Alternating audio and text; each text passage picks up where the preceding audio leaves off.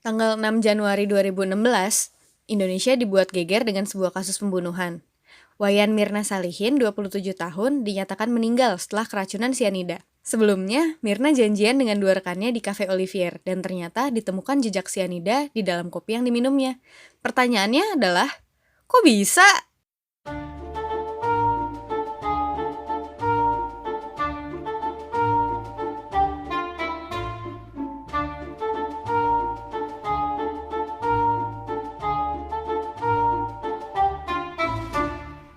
Halo. Hai. Wah, udah di episode berapa nih kita? 4 ya? 4 Iya, kayaknya. 4. Episode keempat. Ya, sekarang episode Jadi 4. di episode ini kita mau bahas apa nih? Bahas crime. Apa nih kali ini crime-nya? Crime. Kita mau bahas tentang pembunuhan Wayan Mirna Salihin. Oh. Ini udah lama kan ya? Ini udah lama sih. Ini tahun 2016, 4 tahun yang lalu. Nah, terus kenapa 6 Januari 2016. Oh iya. Terus kenapa kita bahas? Karena gue pengen, mau apa lu? Sama ini gak sih? Karena dia kayak, ya gak jelas kan pelakunya tuh sebenarnya dia ada mental illness-nya or not. Dan dia beneran pelaku atau enggak kan masih.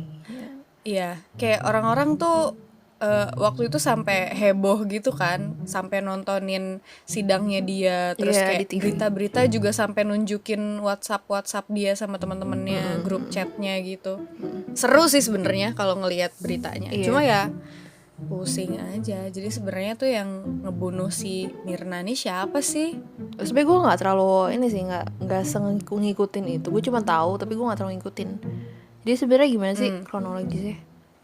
Sebenarnya gue juga lupa inget karena udah lama ya, 4 tahun yang lalu. Terus waktu itu juga nggak ngikutin banget sih, walaupun sempet dibahas di kuliah gue sebenarnya, tapi nggak detail. Jadi cuma dosen gue cuma bilang kayak dia kayaknya ini deh gitu.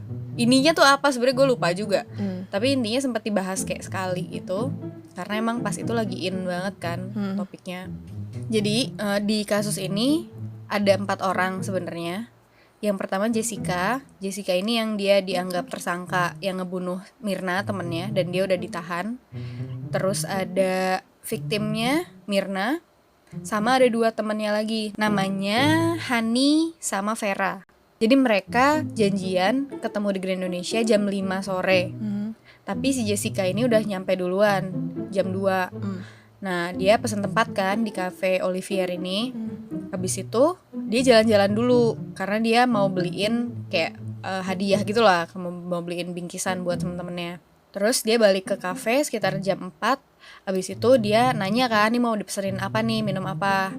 Nah udah mereka temen-temennya dipesenin lah sama si Jessica. Terus minumannya dateng kan. Yang pertama itu pilihannya si Mirna, kopi es Vietnam. Terus buat Hani ada Fashion Sazerac, ya koktail, sejenis koktail gitu. Terus Jessica juga dipesenin koktail. Nah teman-temannya datang jam 16.40, udah hampir jam 5. Tapi yang datang cuma Mirna sama Hani, Veranya nggak ada. Nggak tahu nih, mungkin Vera nggak bisa datang kali atau telat atau gimana. Terus Tapi sampai akhir dia nggak datang.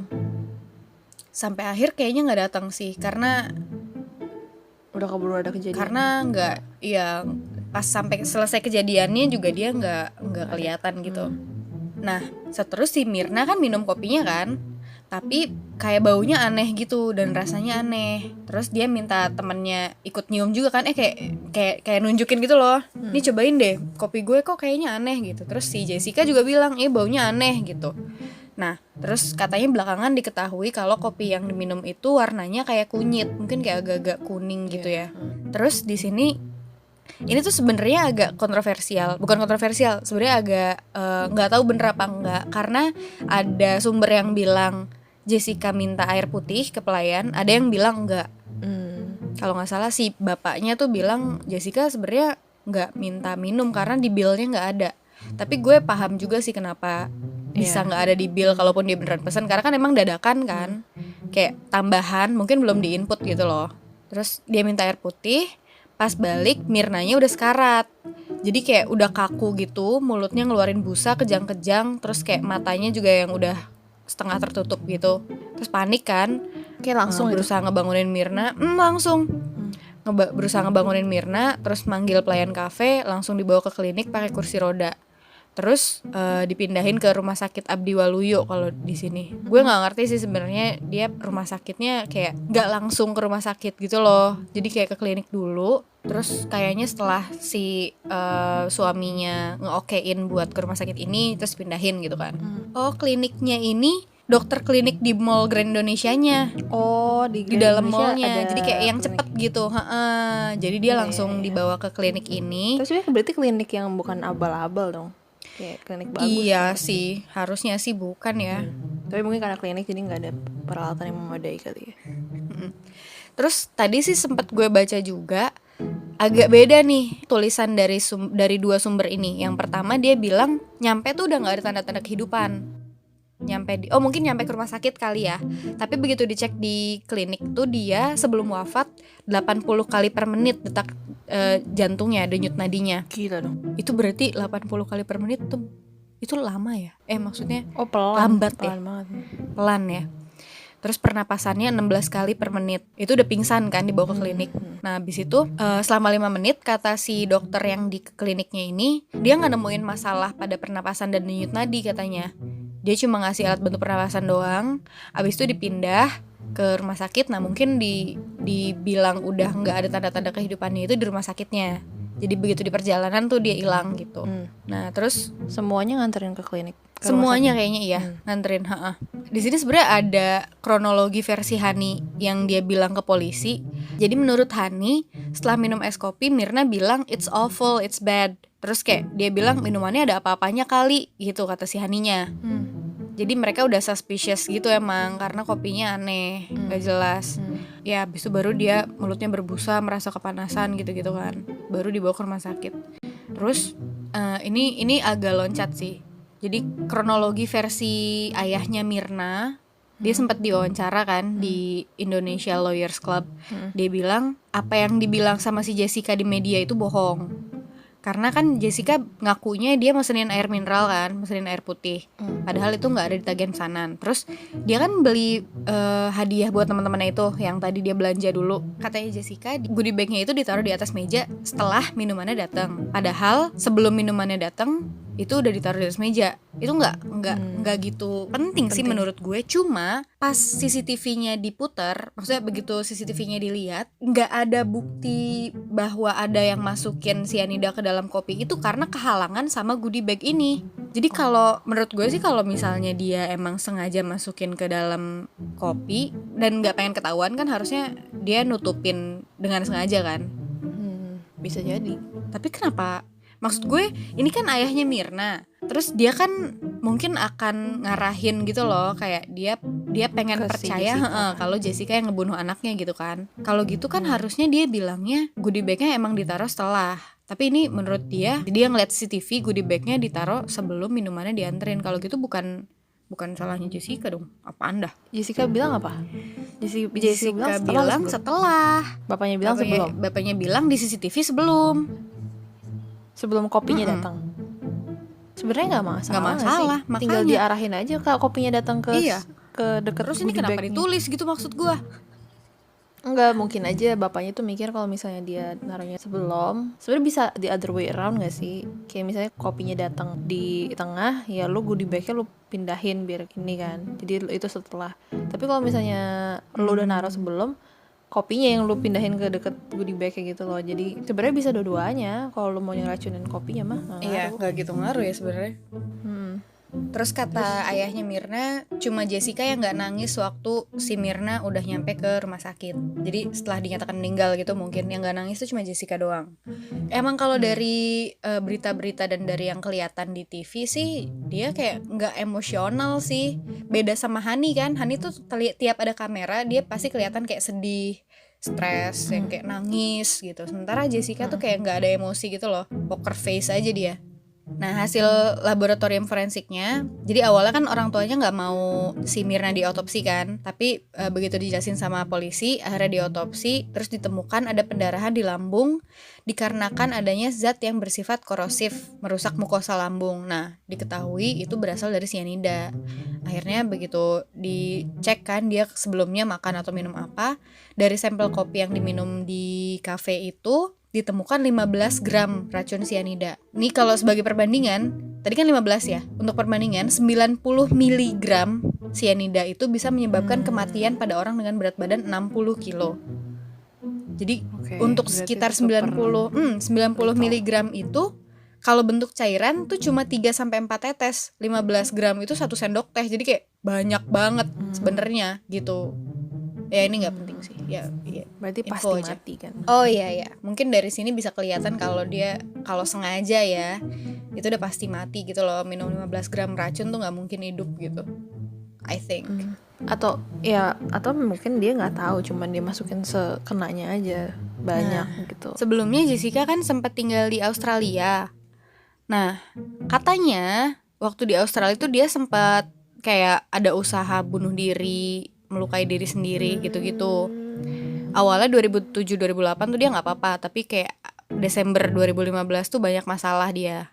Nah terus ada perubahan terhadap kepribadiannya si Jessica karena waktu itu dia putus sama pacarnya.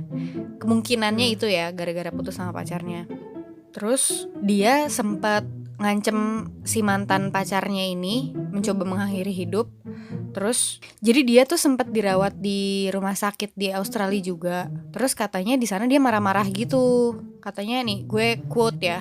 Para bangsat di rumah sakit ini tidak mengizinkanku pulang. Mereka memperlakukanku seolah-olah saya adalah pembunuh. Kalau saya akan bunuh orang, saya tahu pasti cara menggunakan pistol dan saya tahu dosis yang tepat. Dia bilang gitu. Jadi kayak gue nggak tahu apakah itu cuma asbun aja atau dia bener-bener tahu berapa dosis yang dibutuhkan untuk membunuh orang gitu loh. Dia nyelakain orang lain Enggak. di Australia. Dia nyelakain dirinya sendiri kayaknya ini mah. Tapi terus dia marah-marah. Gue nggak ngerti juga dia marah-marahnya kenapa. Dia sempat 2 kali melakukan percobaan bunuh diri. Yang pertama akhir Januari 2015 melukai diri sendiri. Yang kedua September 2015 dengan cara menyalakan alat panggang hingga seisi kamar apartemennya dipenuhi asap. Atau mungkin dia stres banget putus sama pacarnya kali. Bagaimana? Bisa. Terus dia sampai nabrak panti jompo juga 22 Agustus. Jadi kayak beberapa kali gitu loh, nggak cuma 2 kali itu doang. 15 November juga, terus 22 November juga ada suicide note, minum alkohol. Dia nulis surat kan, kayak di suicide note itu berisi kekecewaannya dia karena Patrick nih mantan pacarnya tidak menepati janji dan meninggalkan dia padahal dia udah banyak melakukan hal untuk si mantannya ini. Terus Jessica juga ngerasa keluarganya tidak memperhatikan dia, jadi nggak ada gunanya dia melanjutkan Emang hidup. tendensi suicidal juga sih ya. Kayaknya. Polisi sempat kayak menggeledah rumahnya Jessica juga kan, terus manggil keluarganya, manggil teman-temannya, terus diperiksa ke rumahnya. Dia tuh digeledah, terus sebenarnya sempat dicari celana yang dia pakai waktu di kejadian itu, tapi sampai sekarang celananya belum ditemukan katanya. Mungkin nggak sih kayak dia naruh sianidanya di kantong celana gitu, habis itu langsung dibuang sama dia celananya. Kayaknya enggak deh. Ya mungkin aja Ini sih. sempat bikin heboh kan, sampai akhirnya polisi minta bantuan ke ahli IT, hipnoterapi, psikolog, psikiater. Terus minta bantuan juga ke kepolisian federal Australia buat cari tahu latar belakangnya si Jessica waktu tinggal di sana. Terus sampai hampir 1 bulan kemudian polisi akhirnya mengumumkan pelaku pembunuhan berencana ini. Jadi kayak itu lama gitu loh prosesnya, sidang berkali-kali. Terus kayak di media juga rame kan, orang-orang ngomongin, terus bisa ditonton gitu kalau nggak salah sidangnya dia. Dia bisa di TV. Ya kan, bisa kelihatan, kita bisa lihat. Terus akhirnya Jessica ditangkap di hotel di Jakarta Utara. Setelah menjalani pemeriksaan selama 13 jam sebagai tersangka, akhirnya ditahan. Nah, kontroversinya ada banyak kontroversi karena yang paling banyak diperdebatkan itu karena nggak ada rekaman yang nunjukin kalau si Jessica benar-benar nuangin sianida atau masukin sianida ke kopi yang diminum Mirna. Tapi terdapat beberapa menit rekaman di mana Jessica menaruh tas belanja di samping kopi yang diminum Myrna sedemikian rupa, sehingga es kopi tersebut tertutup dan tidak dapat ditangkap oleh kamera CCTV. Jadi si goodie bag ini ditaruhnya setelah kopinya datang. Malah masuk akalan kayak gitu sih kalau dia beneran Iya. jadi tersangka. Cuma berarti dia udah tahu posisi CCTV di mana juga kan? Makanya ya itu juga, atau sebenarnya emang coincidence aja juga bisa sih. Terus kontroversi lainnya di WhatsApp grup dia dan teman-temannya ini, Jessica tuh sempat nanya terkait dokter umum yang praktik di Grand Indonesia. Nggak tahu untuk apa sih, tapi dia sempat nanya di situ. Jadi kan orang-orang Tapi waktu kayak argumen dia ngomongnya apa? nggak tahu, di sini nggak ada contohnya, nggak ada persisnya gimana, tapi dia sempat nanya tentang dokter umum.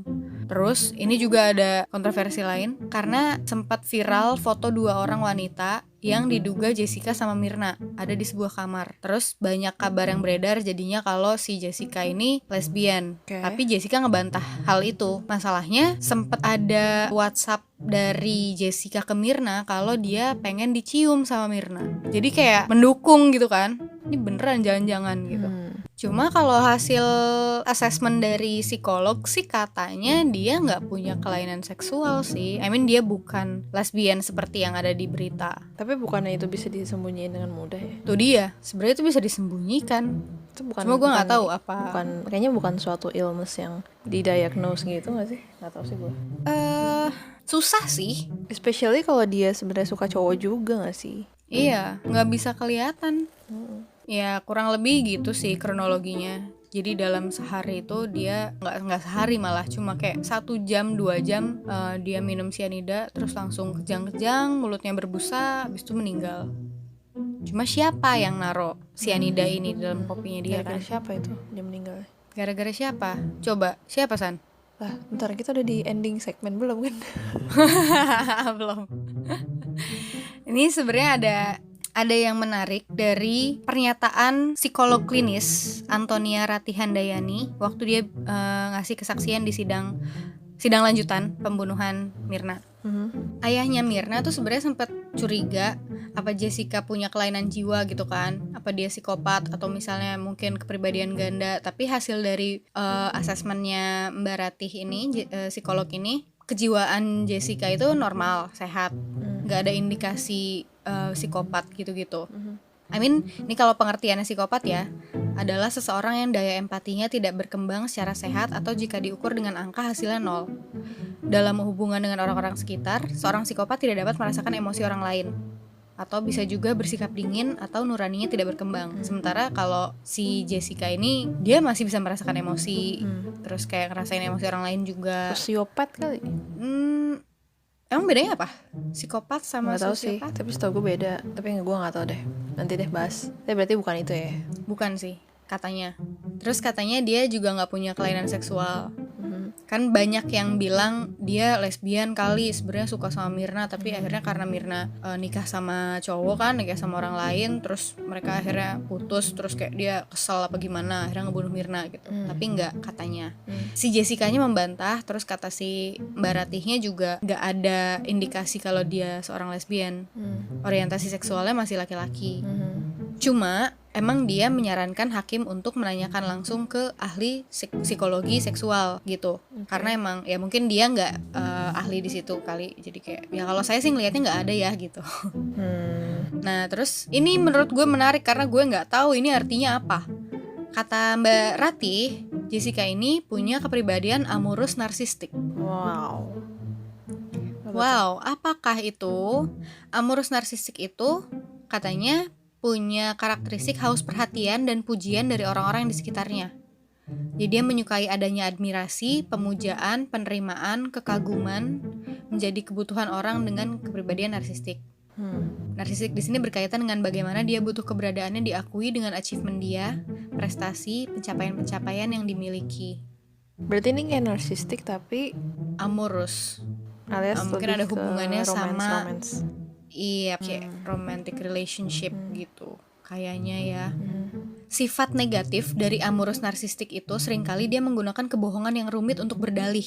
mengalihkan topik dari satu hubungan ke hubungan yang lain. Nah ini terjadi di waktu Mbak Ratih ngasih assessment ke Jessica.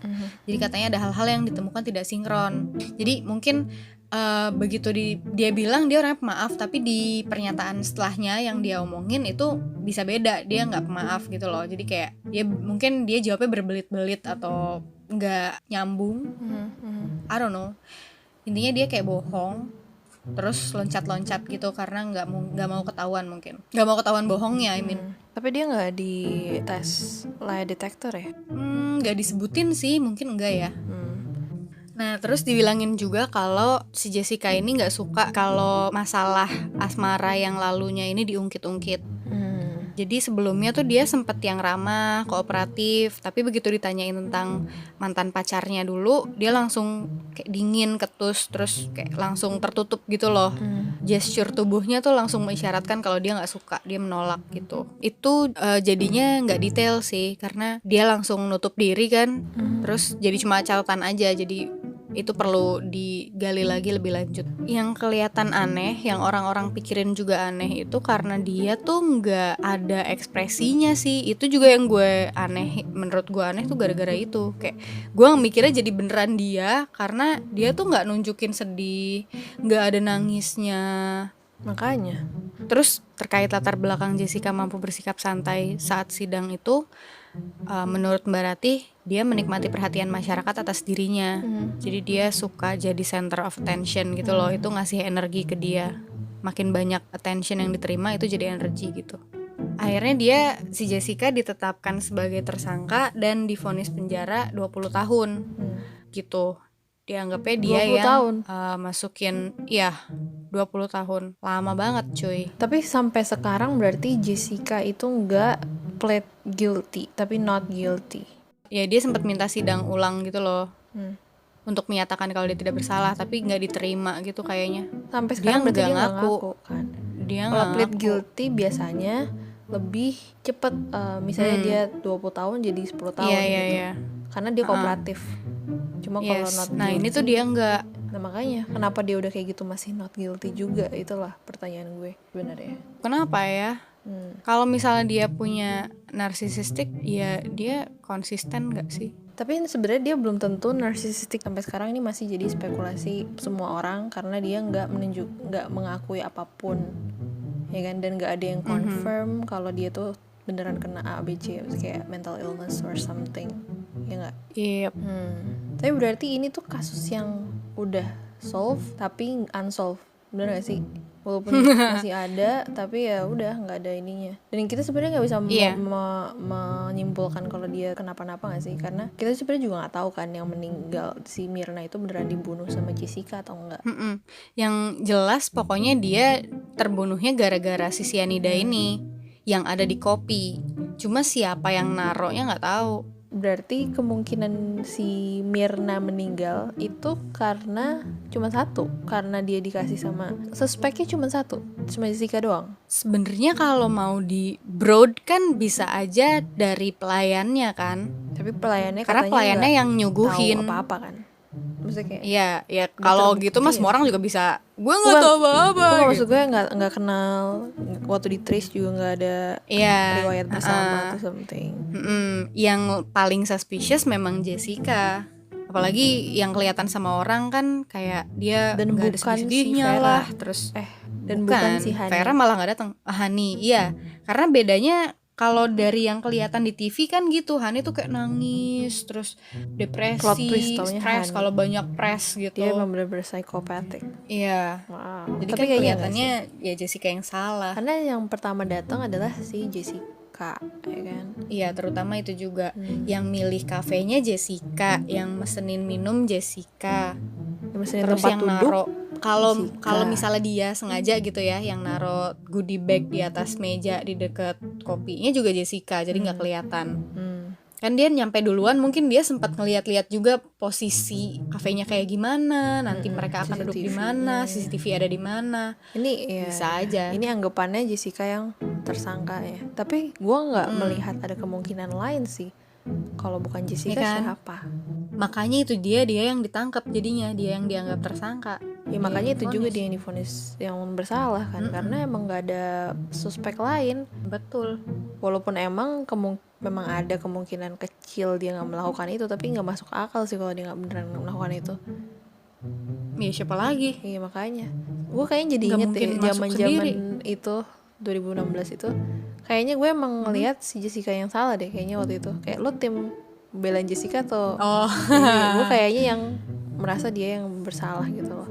Gue lupa Kayaknya sih, gue juga sih. gue lupa, cuman kayak buktinya tuh udah jelas banget gitu loh, kayak nggak usah terlalu banyak mikir lah, ya gak sih? Kadang tuh emang apa, kasus tuh nggak serumit detektif Conan gitu loh, ya gak sih? Yang Iya. kayak ternyata dia ya emang yang obvious biasanya yang beneran ya kan, kalau di Cuma real ini si life. Jessica-nya sampai Nggak akhir ngaku. juga nggak ngaku kalau dia yang bunuh. Ya well, Ted Bundy sampai akhirnya juga nggak ngaku kalau dia yang bunuh semua cewek. Ted Bundy nggak ngaku. Dia ngaku cuma ke satu orang doang dan gak ngaku di pengadilan. Dia ngaku di mana? Dia kayak mau di wawancara sama orang gitu, akhirnya dia kayak ya gue ngebunuh cewek sekian gitu, tapi dia ngomongnya kayak personally gitu, nggak yang dia plead guilty. Dia nggak pernah plead guilty juga sama, tapi dia psikopat. Nah yang ini kemungkinan dia bukan psikopat tapi amorous narcissistic personality disorder. Yang gue nggak ngerti kenapa amorous, kenapa narcissistic tipe itu. Ini tuh intinya ini gak sih, NPD tuh dia punya grandiosity, unrealistic sense of superiority. Jadi dia ngerasa dirinya tuh superior di atas yang lain semua inferior, dia tuh yang paling unik. Terus kayak orang lain gak ada yang ngerti dia gitu loh, karena dia unik sendiri. Jadi kayak self importance gitu, gue yang paling lah pokoknya. Terus kayak excessive craving for admiration, kayak semua attention tuh harus ke gue. I see. Berarti tipe subtype-nya si NPD ini tuh kan ada 5 ya. Pertama pokoknya unprincipled, terus amorous, terus compensatory, elitist, sama normal. Narcissist aja ada normalnya. Nah si Jessica ini yang amorous, narcissist. Oke. Jadi yang mau kita bahas tuh yang amorous narcissist kan. Yap. Di sini katanya amorous narcissist itu kan adalah satu subtype dari narcissistic personality disorder atau NPD. Yang mana tadi lo bilang dia merasa lebih superior daripada orang lain. Tapi kalau yang amorous narcissistic ini dia punya kemampuan memikat dan menggoda orang lain. Jadi itu mungkin narsis yang lebih ke seksual stuff gitu, yang mencari kesenangan dan memenuhi nafsu seksualnya katanya. Biasanya tuh orang yang amorous narcissist tuh membuat hubungan yang dijalani bersama pasangan tuh terasa istimewa, tapi sebenarnya dia tidak benar-benar tulus, sementara pasangannya merasa spesial gitu. Kenapa dia disebut amorous narcissist ya? I mean kalau mau, karena mungkin lebih ke pasangan kali ya, lebih ke hubungan romantic relationship, jadi bukan ke orang lain selain itu gitu. Amorous narcissistic ini kelihatannya tuh kayak seperti membutuhkan hubungan yang tulus, hubungan yang nyata, tapi waktu dia udah dapet hubungan itu, dia justru malah nggak puas dan gelisah gitu sih. Katanya sih gitu. Terus dia kayak mahir memikat dan menggoda sexually. Terus jadi kayak dia nggak menganggap orang lain itu penting setelah dia mendapatkan orang yang dipikat itulah. Jadi kayak kalau udah dapet dia cari orang lain gitu. Nyari aja terus ya, Jadi karena kayak gonta-ganti orang. iya, dan nggak tulus. Tapi kenapa Nggak tulus, dia obviously. ya kalau mau disambungin ke Jessica gue juga jadi bingung sih, karena dia sama mantan pacarnya putus, terus dia kayak jadi stres gitu kan, sampai melakukan percobaan bunuh diri berkali-kali. Berarti kan dia kayak bukan yang nggak tulus, dia malah kayak devoted sama satu orang itu tok gitu. Nggak ngerti deh. Biasanya orang yang punya amorous narcissistic itu orang yang sangat merawat penampilan fisik atau pakaiannya dia, karena dia sejalan dengan kemampuan dia memikat hati lawan jenisnya kan, atau sesama jenis, whatever it is. Terus kayak ya penampilannya bersih, rapi, menarik gitu kan. Terus sering disebut sebagai kebohongan yang rumit, karena dia selalu menciptakan kebohongan buat pindah dari satu hubungan ke hubungan yang lain. Tapi amorous narcissistic tuh di mana-mana itu katanya emang tentang hubungan romantik, kayak penjahat kelamin gitu-gitu. Jadi kayak emang pesonanya tuh tinggi, tapi setelah dia udah mendapatkan apa yang diinginkan, dia buang gitu loh. Dia kayak udah gak butuh lagi gitu. Tapi masalahnya adalah kenapa dia dibilang amorous narcissistic in the first place? I don't know. Karena waktu pas psikolog itu masuk ke hubungan relasional dalam pasangan ke si Jessica, katanya sifat dangkal ditemukan. Lalu kepribadian Jessica dalam kategori itu dinilai cukup dominan. 8 poin kepribadian amorous narcissistic dalam diri Jessica. Pertama, dia memiliki kemampuan mengingat dan dalam kebutuhan emosional dilakukan untuk nafsu seksual. Yang kedua, mereka membuat hubungan yang dijalankan istimewa tapi tidak tulus. Yang ketiga, dia tidak tulus tapi ketika mendapatkan tingkat mereka tidak puas. Ini tadi. Yang keempat, kemahiran seksual. Yang kelima, ketika memenangkan seseorang lalu udah gak penting lagi, cari yang baru. Yang keenam, terus mereka seringkali menggunakan kebohongan yang rumit. Lalu selanjutnya dia merawat sangat hati-hati tampilan fisiknya, kayak cara berpakaiannya dia. Jadi dari semua itu kurang lebih ada 4 poin yang paling menonjol dalam diri Jessica. Jadi poin yang kelima, 3, 6, 7. Nah, poin itu adalah dia gak tulus tapi mendapat yang diinginkan dia gak puas. Terus dia kayak ketika memenangkan seorang, lalu dia udah dapetin dia tuh udah gak penting lagi, akhirnya dia cari yang baru. Katanya Jessica kayak gitu. Terus selanjutnya dia kayak seringkali menggunakan kebohongan yang rumit. Tapi gue gak ngerti kenapa cuman kayak gitu doang aja dibahas langsung jadi amorous narcissistic. Itu kayak Iya. apakah itu kuat? Katanya itu sih. Katanya kuat tapi ya mungkin kitanya aja kali yang nggak tahu ya. Iya. Oh, gue ngerti kenapa. Kayaknya waktu dia diomongin tentang intimasi atau kayak hubungan intim antar pasangan, dia sifatnya dangkal, alias dia nggak merasa pasangan itu penting buat dia, ngerti gak sih? Gitu menurut gue. Gimana? Jadi dia nggak merasa hubungan romantik itu penting buat dia gitu loh. Nggak merasa itu penting. Nggak merasa. Kan ini kan tadi katanya dia merasa kelihatannya tulus, padahal dia nggak tulus. Kayak dia menangin orang terus bisa dibuang. Jadi kayak nggak penting sebenarnya hubungan romantik buat dia.